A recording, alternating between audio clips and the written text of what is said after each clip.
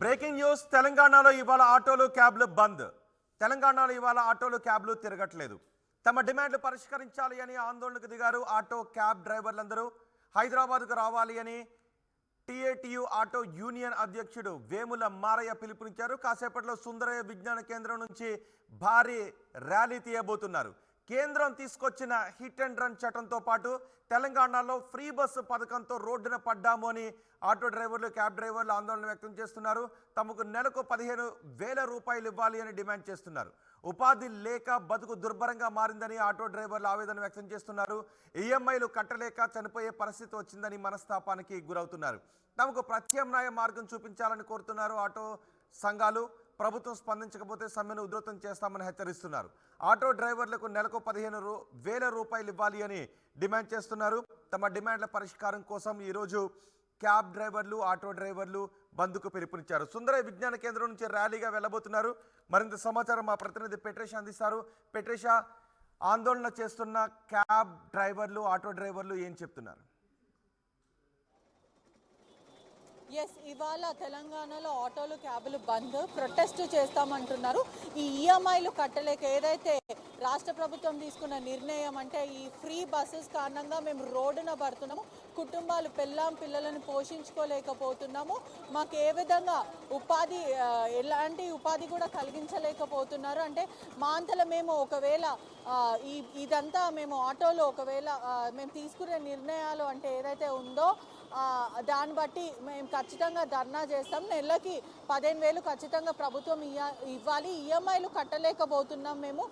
దీనివల్ల చాలామంది రోడ్డున పడుతున్నారు, చాలామంది చనిపోతున్నారు కూడా. సుమారుగా తెలంగాణలో 17 నుంచి 18 వరకు ప్రజలు చనిపోయారు అని చెప్పి ఆటో వాళ్ళందరూ ఆగ్రహం వ్యక్తం చేస్తున్నారు. ఇవాళ మాత్రం పూర్తిగా హైదరాబాద్ నిండా తెలంగాణలో కూడా ధర్నాలు అయితే జరగబోతున్నాయి. ఆటోలు అందరూ స్ట్రైక్ చేస్తామని చెప్తున్నారు. ఒకవేళ ప్రభుత్వము ఈ నిర్ణయం తీసుకోకుండా మాకు ఖచ్చితంగా ఈ ఆటోలకు అనేది ఖచ్చితంగా 15,000 రూపాయలు అయితే నెలకి ఖచ్చితంగా ఇవ్వాలి. ఒకవేళ ఇవ్వకపోతే అసెంబ్లీని మేము ముట్టడి చేస్తాము.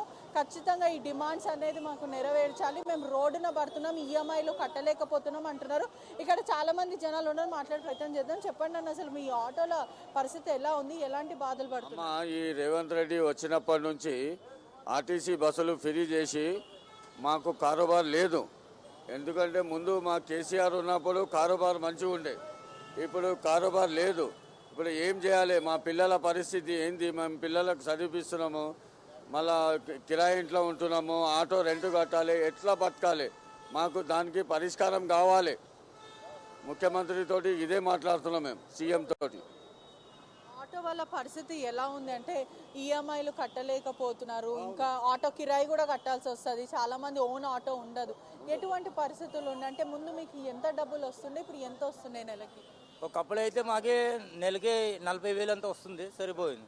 ఇప్పుడు అది కూడా రావట్లేదు. రోజుకి 1,000 రూపాయలు కూడా చేయలేకపోతున్నాం. ఇక్కడ పొద్దున్న నుంచి సాయంత్రం 500 చేయాలంటే సాయంత్రం 4-5 అయిపోతుంది ఈ టైంకి వచ్చి. అందులోనే నా ఇంటికి కిరాయి కట్టాలి, నా బండి కిరాయి అదే, నా ఆటోది రోజుకి 300 అద్దె కట్టాలి. ఇక్కడ కారోబార్ లేదు, ఏం లేదు. ఇవ్వండి, ఇప్పటికే నాకు ఫోన్లు చేస్తున్నారు. నాకు నేను అప్పులు ఇచ్చిన వాళ్ళకి నాకు పైసలు ఇవ్వట్లేదు, కారోబార్ అవ్వట్లేదు. ఇంటి మీద వచ్చి గొడవలు ఆడుతున్నాను, నేను ఇవ్వాల్సింది వాళ్ళు. ఇప్పుడు కూడా ఫోన్ చేస్తే నేను ఫోన్ బంద్ చేసిన. ఎందుకు? కారోబార్ లేదు. ఇచ్చిన వాళ్ళకి నేను ప్రతి సంవత్సరం బాగా ఇచ్చిన, నెలకి బాగా కట్టిన, చీటీ డబ్బులు అని ఫైనల్ ఇప్పుడే కట్టలేకపోతున్నా.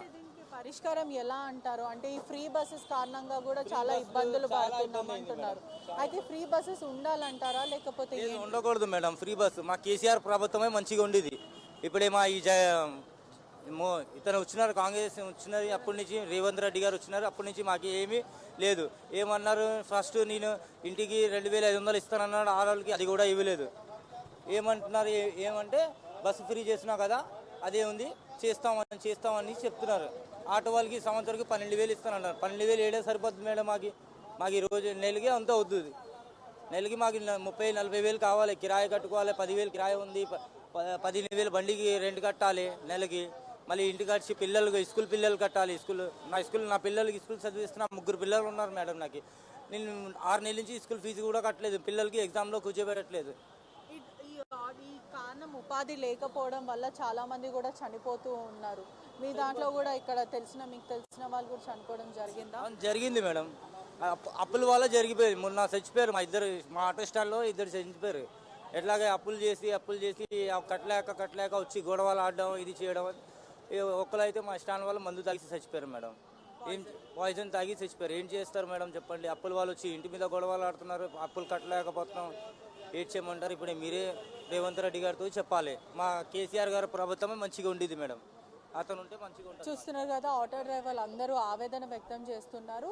అదేవిధంగా ఆటో డ్రైవర్, క్యాబ్ డ్రైవర్ల అధ్యక్షుడు కూడా పిలుపునివ్వడం జరిగింది. ఖచ్చితంగా ఇవాళ ర్యాలీలో పార్టిసిపేట్ చేద్దాం, అందరూ కదిలి రాండి, మన ప్రాబ్లమ్స్ని మనమే పరిష్కరించుకుందాం, మా డిమాండ్స్ అన్నీ నెరవేర్చారు ప్రభుత్వం. ఒకవేళ నెరవేర్చని పక్షాన మేము అసెంబ్లీని, క్యాంప్ ఆఫీస్ని పూర్తిగా అధికారులు ఉన్న ఆఫీసులందరినీ కట్టడి చేస్తాం. ఆటో డ్రైవర్లకి ఖచ్చితంగా న్యాయం జరగాలి. నెలకి 15,000 ఖచ్చితంగా ఒకవైపు ఈఎంఐలు, ఒకవైపు ఆటోలు, ఇంకోటి వైపు స్కూల్ ఫీజులని మా కుటుంబాలు రోడ్డు మీద పడుతున్నాయి. మా ఓన్ ఆటో స్టాండ్లో ఖచ్చితంగా వారంకి ఒకరు చనిపోతూ ఉన్నారు. మా కళ్ళ ముందు మా స్నేహితులే చనిపోతుంటే చాలా బాధగా ఉంది. ప్రభుత్వం మా పరిస్థితిని పట్టించుకోవాలి. అదేవిధంగా హిట్ అండ్ రన్ గురించి కూడా మేము ప్రొటెస్ట్ చేస్తామని చెప్పి వీళ్ళందరూ ఆవేదన వ్యక్తం చేసుకోవడం కూడా జరుగుతుంది.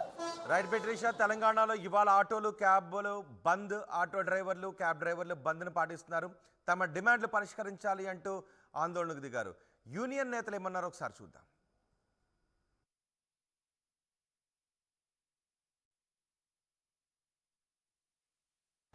మన ఆటో యూనియన్ నాయకులకు, డ్రైవర్లకు నమస్కారం. రేపు జరగబోయే ఆటో రాష్ట్ర బంద్ కార్యక్రమంలో అన్ని జిల్లాల అధ్యక్ష కార్యదర్శులు, ముఖ్య నాయకులు అన్ని జిల్లాలలో సంపూర్ణంగా బంద్ చేసి మీ ప్రాంతాల్లో, టౌన్లలో ర్యాలీలు కూడా అవకాశం ఉంటే చేసి అక్కడ ప్రభుత్వ దృష్టి తగ్గడానికి కూడా అవకాశం ఉంటే కాల్చాలని చెప్పి, నిరసన తెలిపాలని చెప్పి కోరుతున్నా.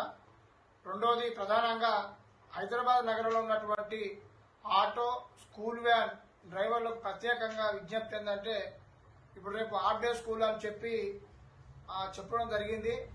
అయినప్పటికీ కూడా ఈ సమస్య రాష్ట్రంలో ఉన్నటువంటి ప్రతి ఆటో, స్కూల్ వ్యాన్ డ్రైవర్లది.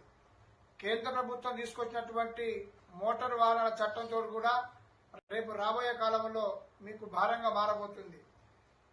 కొంతకాలంగా ఈ ఆన్లైన్ బిజినెస్ ఏదైతే ఓలా, ఊబర్ అయిందో, డ్రైవర్లకు ఒకరికొకరికి కమ్యూనికేషన్ తగ్గి సమాచారం పూర్తి స్థాయిలో చేరతలేదు.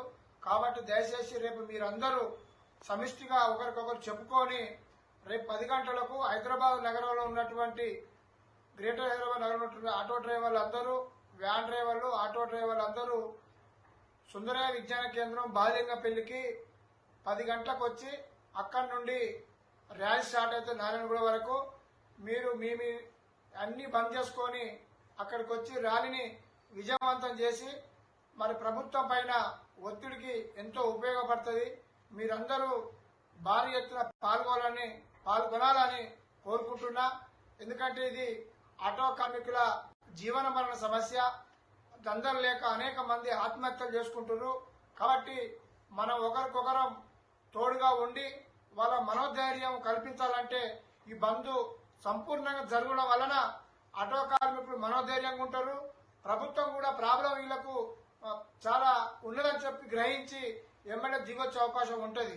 ఈ సమ్మె కనుక ఫెయిల్ అయితే డ్రైవర్లుగా మీరే దీన్ని ఫెయిల్ చేసిన వాళ్ళు అవుతారు, ప్రభుత్వం వెనక్కిపోతుంది.